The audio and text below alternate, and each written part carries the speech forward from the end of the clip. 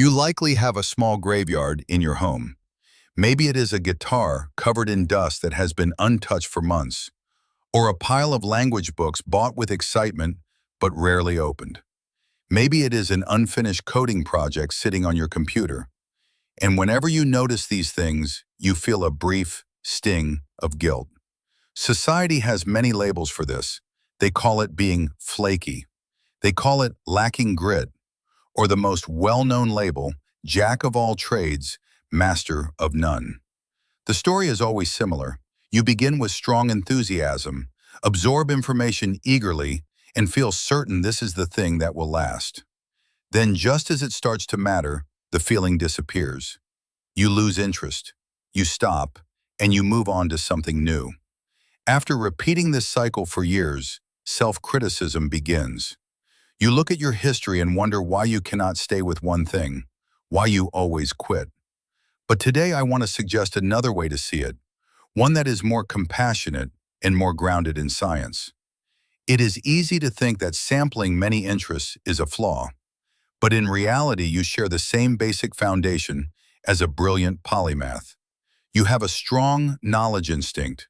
You are driven by curiosity and a need for novelty. The difference between you and a master is not who you are, it is how you approach the process. It depends on how a certain part of your brain has been trained. To unlock that potential, we need to understand the issue that makes you stop too soon. First, let's examine how your brain processes new information. Scientists refer to this as the knowledge instinct, the urge to reduce uncertainty. But your brain works a bit differently. It is less focused on possessing knowledge and more focused on how fast that knowledge is gained. Your brain is especially responsive to what researchers call reward prediction error. Here is how that experience feels. When you begin learning something new, like photography, everything feels fresh. The learning curve is steep. You move from knowing nothing to knowing something very fast. Because the speed of learning is so high, your brain releases a surge of dopamine. It feels exciting, almost like falling in love. Everything seems possible. But this feeling is misleading. This is the beginner's high. Then you reach the stage where you grasp the basics. You understand how the camera functions. You know exposure. At that point, the sense of novelty fades. Progress slows down. The curve levels out. You hit the plateau. For your type of brain, this causes dopamine to drop right away. This is the critical moment. A master continues through the plateau in search of deeper structure. A dabbler stops here. We often label this as laziness, but real laziness is choosing not to act at all. You are not refusing to act. You are avoiding action because the fuel is gone. Your brain is experiencing a drop in dopamine. On a subconscious level, it decides that the effort needed to complete the last 25% is no longer worth the payoff. So you stop. But now we need an honest pause, a direct reality check. Are you stopping because you truly mastered the skill or because it became difficult? A dabbler stops at the first barrier, feels their ego take a hit and backs away. That is fear. And you give in to that fear because a certain part of your brain is underdeveloped.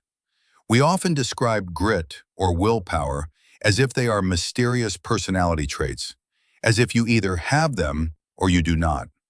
But neuroscience shows that persistence is physical. It lives in a specific brain area called the anterior mid-cingulate cortex, or AMCC.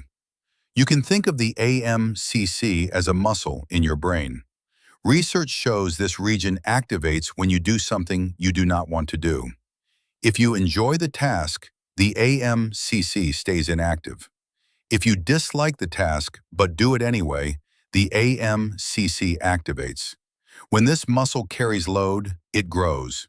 When it is not used, it weakens. For a dabbler, the AMCC is often like an untrained muscle that cannot even lift a light weight. Every time you felt bored or frustrated in the past, you stopped. You set the weight down. Now, even a small obstacle like a tough chapter or a confusing line of code is enough to trigger quitting. It is like asking someone who has never trained to suddenly run a marathon. Of course they fail. This sense of weakness is not a character flaw. It is muscle loss. The good news is that this part of the brain is plastic. It can grow at any age. Studies of superagers, older adults who keep strong cognitive abilities, show their AMCC is just as thick as that of much younger people. Why? Because they spent their lives pushing through difficulty. They kept lifting the weight. So even if you are young, your willpower muscle may be weaker than that of a 75-year-old who has faced constant challenges. So how do we fix this? We train the AMCC, but with care. Just like in a real gym, you do not start by lifting extreme weight.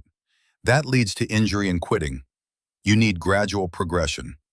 This is the 17% rule. When you are working on a new interest and you feel the urge to stop, the moment when dopamine drops and frustration appears, do not quit right away. But also do not force yourself to continue for hours. That is too much. Instead, push just 10% further. If your plan was to read 10 pages and you want to stop at page 3, read one more page, then stop. That small stretch, that brief moment of doing something you did not want to do, is one repetition. That is how the AMCC grows thicker. It is a simple, mechanical process. Over time, that weak muscle becomes strong enough to carry you through long, boring plateaus. That is how a dabbler turns into a master. But there is an important distinction we need to make. Some of you watching may have ADHD. For you, the approach is different. With ADHD, dopamine regulation and executive function work in another way.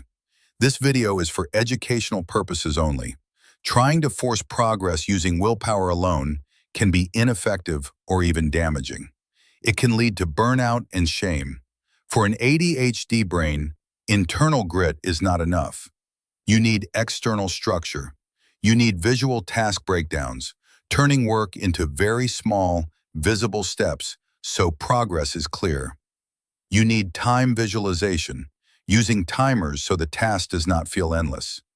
You need body doubling, working near another person to borrow their focus. And you need gamification, adding artificial rewards to replace missing dopamine. If you think you might have ADHD, use external supports to help your AMCC instead of blaming yourself for being weak.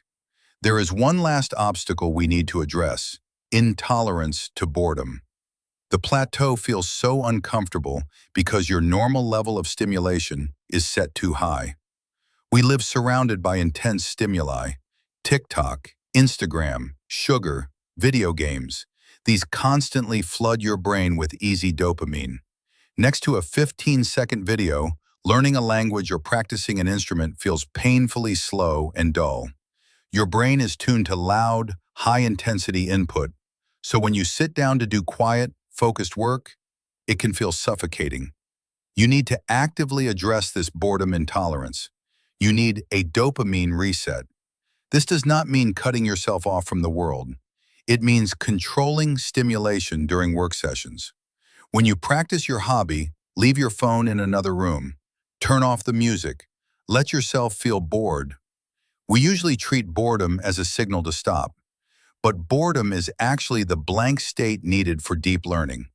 It is the moment when your brain shifts from consuming to creating. When you reduce the background noise in your life, the signal of the skill you are building becomes clear again.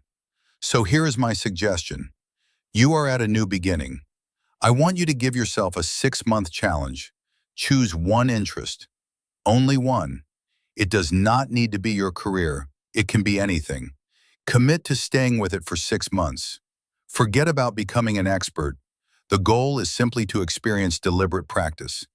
Your task is to reach the plateau, feel the dopamine drop, feel the weakness in your AMCC, and continue anyway. Use the 10% push. Train the muscle.